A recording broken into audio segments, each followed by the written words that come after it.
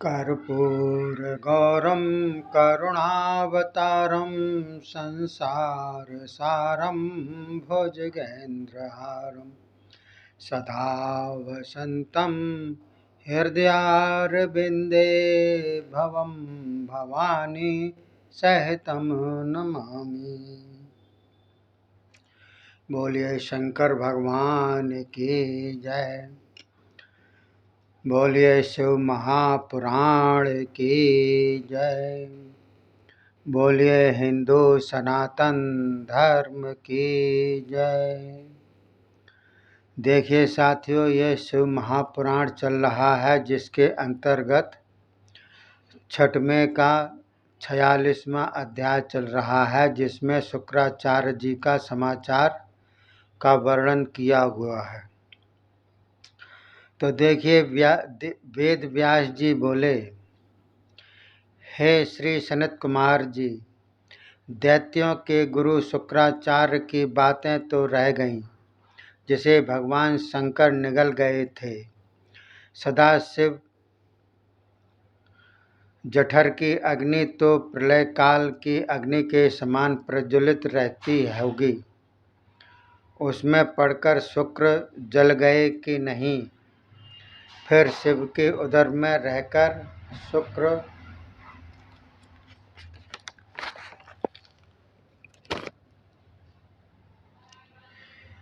क्या करते रहे? उस पेट पंजर से शुक्र को किस प्रकार मुक्ति मिली? और भी शुक्राचार्य कब तक किस देवता की आराधना करते रहे और उनको मृत्यु को भी दूर करने वाली कौन सी विद्या प्राप्त थी? दानवराज अंधक को गाणपत्य पद पाने का कारण क्या था? इस प्रकार की कथा अत्यंत मनोहर है। कृपा करके श्री सनत कुमार जी इसे विस्तार पूर्वक सुनाएं। यह सुनकर श्री सनत कुमार जी बोले, हे व्यास जी, सुनिए। युद्ध होते समय जब अंधक ने देखा था कि युद्ध में दैत्यों की विजय होने वाली है, किंतु शिव के प्रभाव से शिवगढ़ की ही विजय होती जा रही है, तो ऐसा देखकर उसकी चिंता लग गई। जब वह अकेला ही श्री शुक्राचार्य जी के पास पहुंचा, उनको प्रणाम करके बोला, हे भगवान, आप सदा से ही हम दानवों के गुरु होते चले आ रहे हैं। आपकी ही कृपा से सदा दैत्यों की विजय होती रही है, तो फिर अब हमारी पराजय क्यों हो रही है? हे गुरुदेव, हम तो केवल आपकी ही शरण लेकर आरंभ से पृथ्वी पर विचरण करते रहे हैं। इस समय हमारी दशा क्यों कर शोचनीय हो रही है? हे गुरुदेव, कृपा करो। हम दानवों की रक्षा केवल आपके ही हाथ में है। रक्षा करो और अपने उस वर विद्या का प्रभाव अब भी हम लोगों को दिखाओ, जो कि अतीव कठिनता से प्राप्त हुई है, जो मरे हुए दानवों को जीवित कर देती है। हे व्यास जी, जब इस प्रकार अंधक ने प्रार्थना की, तब शुक्राचार्य जी विचारने लगे कि यह विद्या तो मुझे भगवान शंकर से प्राप्त हुई थी। आज उसी विद्या द्वारा शिवगणों से मारे हुए दानवों को चलकर मैं जीवित करूं तथा इस विद्या का प्रभाव भगवान शंकर को भी दिखाऊं।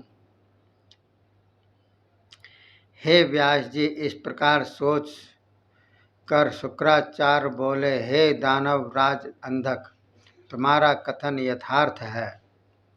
यह विद्या मैंने दानवों के हित करने के लिए पाई है। चलो इस विद्या के द्वारा ही मरे हुए सभी दानवों को जीवित कर दूंगा। हे व्यास जी, यह कहकर शुक्राचार्य जी युद्ध भूमि में आ गए। सबसे पहले विद्या देने वाले भगवान शंकर का स्मरण किया। फिर उसी विद्या के प्रताप से मरे हुए सभी दैत्यों को जीवित कर दिया। वे सभी दानव हाथों में अस्त्र शस्त्र लेकर युद्ध में आकर उपस्थित हो गए। तब तो इस कांड को देखकर शिवगढ़ चिंतित हो गए। शंकर के पास पहुँचे, उन्हें प्रणाम करके कहा, हे शंकर भोलेनाथ, शुक्राचार्य ने आपसे दी हुई संजीवनी विद्या द्वारा संपूर्ण दैत्यों को जीवित कर दिया था।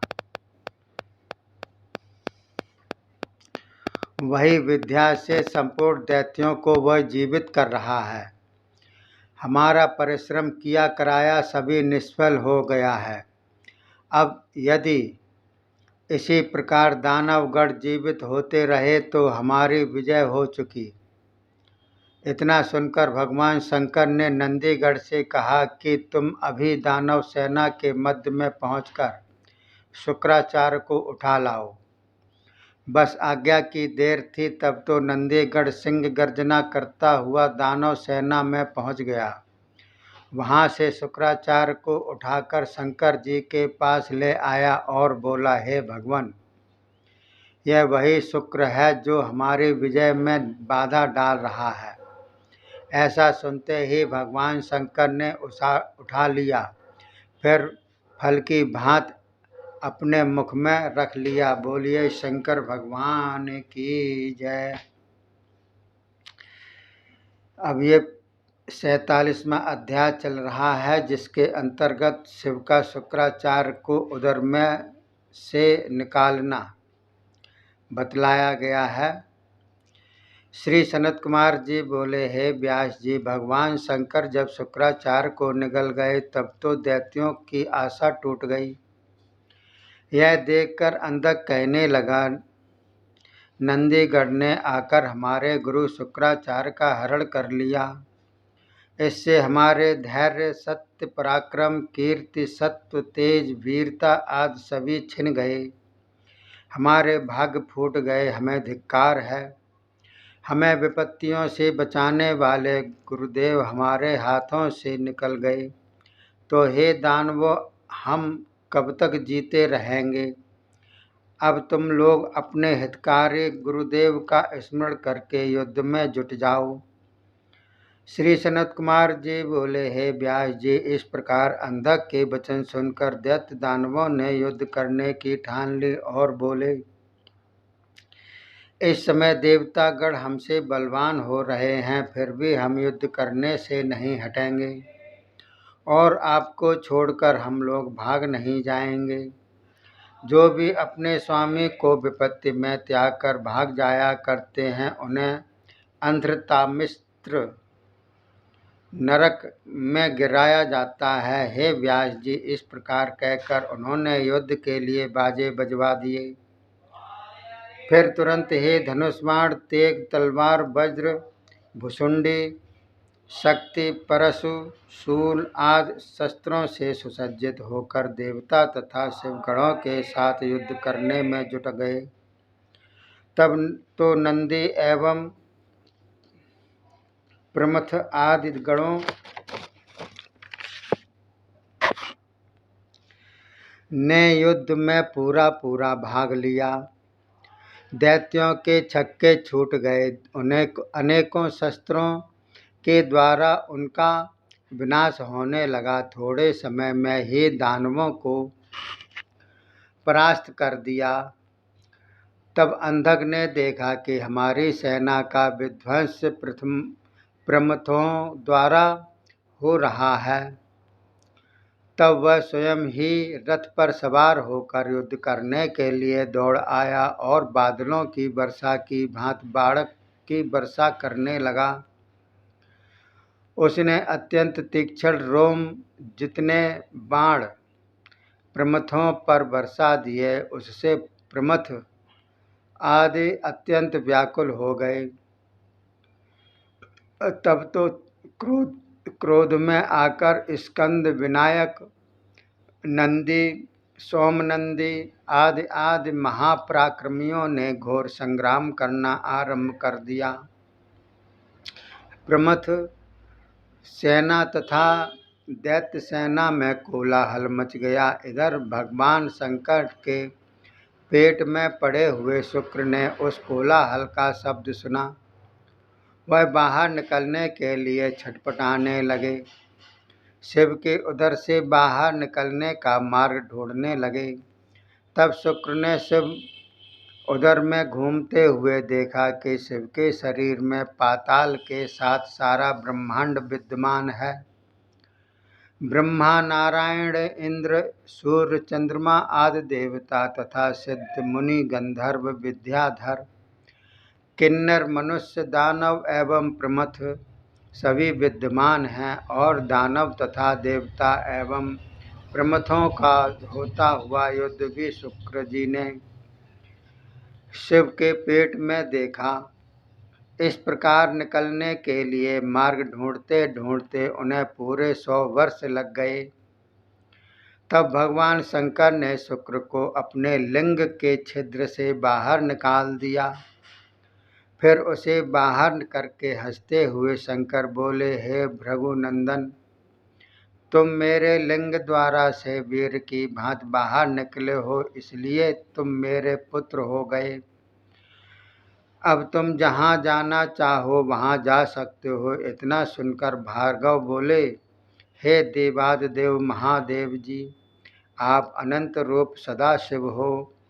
मैं आपके चरणों में प्रणाम करता हूँ। इस प्रकार प्रणाम करके सदाशिव से आज्ञा पाकर फिर से दैत्य सेना में आ गए। बोलिए शंकर भगवान की जय। बोलिए शिव महापुराण की जय। बोलिए हिंदू सनातन धर्म की जय। देखिए साथियों, ये अब अगला 48वां अध्याय चलेगा, जिसमें अंधक का मोहनाश और युद्ध बंद के बारे में बतलाया जाएगा। तब तक के लिए धन्यवाद। जय हिंद, जय भारत।